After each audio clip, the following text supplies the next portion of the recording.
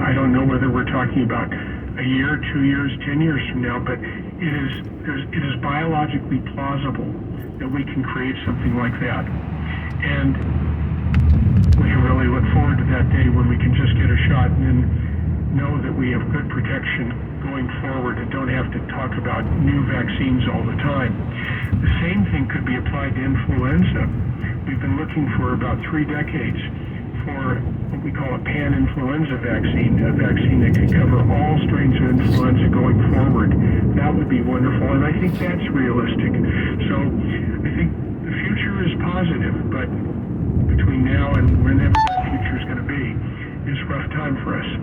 So if you specialize in infectious diseases, job one for you is prevention. How much does it work against you when folks out there know that there's an effective treatment?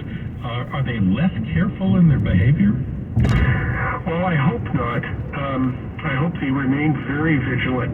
You know, I've gotten to the point that I'm no longer worrying about winding up in the hospital and dying from COVID. I think the chances of that, well, they exist, but they're much less today than there were before, and that's because I'm up to date with my vaccines, including the new bivalent booster.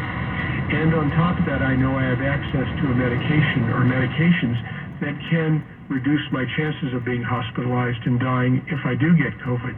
So those things make me relax much more than even a year ago. But what still nags at me and worries me is long COVID. It's a very important entity, or actually entities. It's probably multiple different things.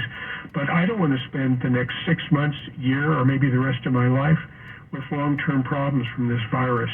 So that's why I think it's very important that people make sure they're up to date with vaccination, make sure that they have access to medications in case they do get sick, but also continue to use precautions so they don't get infected in the first place and don't have to worry about getting long COVID.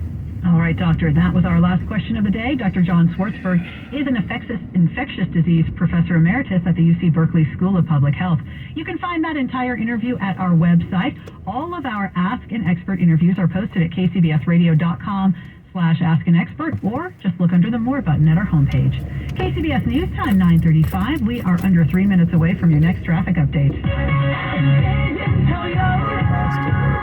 For the best in fall savings, Envision Toyota of Milpitas is the right decision. Now during their fall savings event, you can get as low as 2.49% APR financing for 48 months on select new 2022 and 2023 Toyotas, including some of our top models, or get 3.99% APR financing on pre-owned certified Toyotas.